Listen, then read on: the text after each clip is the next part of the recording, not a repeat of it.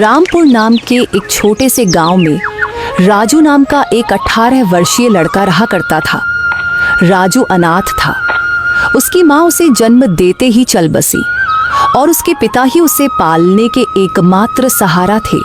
जब राजू 8 साल का था तो उसके पिता किसी काम से जंगल गए और फिर कभी लौटकर नहीं आए। उसके बाद राजू पूरी तरह अकेला हो गया। राजू गांव की एक टूटी फूटी झोपड़ी में रहता था। उसके घर के पास ही गांव का सरपंच और उसकी पत्नी रहते थे। उनकी अपनी कोई संतान नहीं थी, इसलिए राजू के माता पिता के गुजर जाने के बाद उन्होंने ही राजू को पाला। ये लो राजू बेटा, ये खाना खा लो और अगर कम पड़े तो मुझसे आकर ले लेना। अरे मौसी, मैं कब तक आपके ऊपर बोझ बनकर बैठा रहूंगा? अब तो मुझे शर्म आती है। अरे बेटा, ये तुम कैसी बातें कर रहे हो? अगर तुम हमारे अपने बच्चे नहीं हो तो इसका मतलब थोड़े ना है कि तुम हम पर कोई बोझ हो। आगे से ऐसी बात मत करना। चुपचाप ये खाना खाओ। यह कहकर सरपंच की पत्नी सीमा वहां से चली गई। राजू ने आराम से खाना खाया। खाने के बाद जब वह झोपड़ी से बाहर निकला तो सामने ही सरपंच दिखाई दिए। राजू ने उन्हें देखा और सीधे उनके पास जा पहुंचा। राजू बेटा, खाना खा लिया है ना? जी सरपंच साहब, अभी अभी मौसी खाना देकर गई थी और मैं वही खाकर घर से निकला हूँ। हाँ, अच्छा किया। अब तुम बड़े हो गए हो बेटे, अपना ख्याल रखना सीखो। जी सरपंच जी, 8 वर्ष की उम्र से लेकर अब तक आप ही मेरा ख्याल रखते आए हैं, पर अब मुझे शर्म आने लगी है। अब मैं कुछ काम करना चाहता हूँ। इसमें शर्म की क्या बात है बेटा? हमने तो हमेशा तुम्हें अपना ही माना है। लेकिन अगर तुम्हारा मन फिर भी कुछ करने का है तो सुनो, गांव के पास वाला जंगल अब पहले जैसा खतरनाक नहीं रहा। चाहो तो वहां जाकर लकड़ियां काट सकते हो या शहद इकट्ठा कर सकते हो। जी सरपंच जी, मैं कल ही जंगल जाऊंगा। अब समय आ गया है कि मैं अपने लिए और आपके लिए कुछ कर दिखाऊं।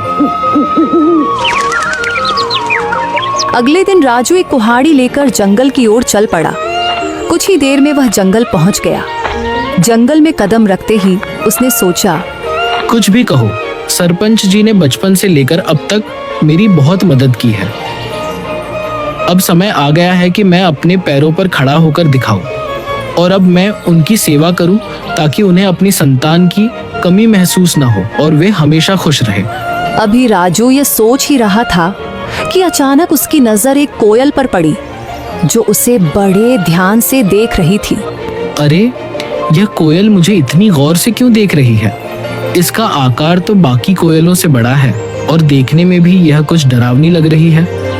राजू ने अभी इतना ही कहा था कि तभी कोयल उड़ती हुई उसके पास आ गई और इंसानी आवाज में बोली, मैं तुम्हें भली भांति पहचानती हूँ।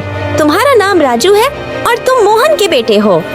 कोयल को बोलते हुए देखकर राजू बहुत डर गया और बोला, ये कैसे मुमकिन है? तुम तो कोयल हो, फिर इंसानी आवाज में कैसे बात कर रही हो? शायद ये मेरी आंखों का धोखा है। भला कोई कोयल इंसानों की तरह बोल सकती है? नहीं, यह तुम्हारी आंखों का धोखा नहीं है। मैं सचमुच बोलने वाली कोयल हूँ। असल में मैं भी कभी इंसान थी, लेकिन एक तांत्रिक ने मुझ पर श्राप दे दिया और मैं कोयल की शक्ल में बदल गई। मैं तुम्हारे पिता के रहस्यों के बारे में सब कुछ जानती हूँ। वे कुछ समय पहले जंगल गए थे और फिर कभी वापस नहीं आए। अरे, न जाने कौन हो तुम। मैं ऐसे कैसे तुम्हारी बात पर विश्वास करूं? कभी सोचा है तुमने? तुम पिछले कई वर्षों से बिना पिता के रह रहे हो, लेकिन गांव में कोई भी तुम्हारे पिता के बारे में बात नहीं करता। तुम्हारी कोई मदद नहीं करता सिवाय तुम्हारे गांव के सरपंच के। लेकिन मैं तुम्हारे पिता के बारे में सब कुछ बता सकती हूँ। तुम्हारे पिता अभी जिंदा हैं और मुझे यह भी पता है कि वे कहाँ हैं। अच्छा तो बताओ, मेरे पिता कहाँ हैं? मैं उनसे मिलना चाहता हूँ। मैं तुम्हें जरूर बताऊंगी, मगर उससे पहले तुम्हें मुझे इस श्राप से मुक्त कराना होगा। राजू को न जाने क्यों उस कोयल से डर महसूस होने लगा। अरे, मुझे तो लगता है कि यह कोई राक्षस है जो मुझे अपने जाल में फंसा रहा है। इससे पहले कि यह मुझे नुकसान पहुंचाए, मुझे यहाँ से भागना होगा। यह सोचते ही राजू तेजी से गांव की ओर दौड़ पड़ा।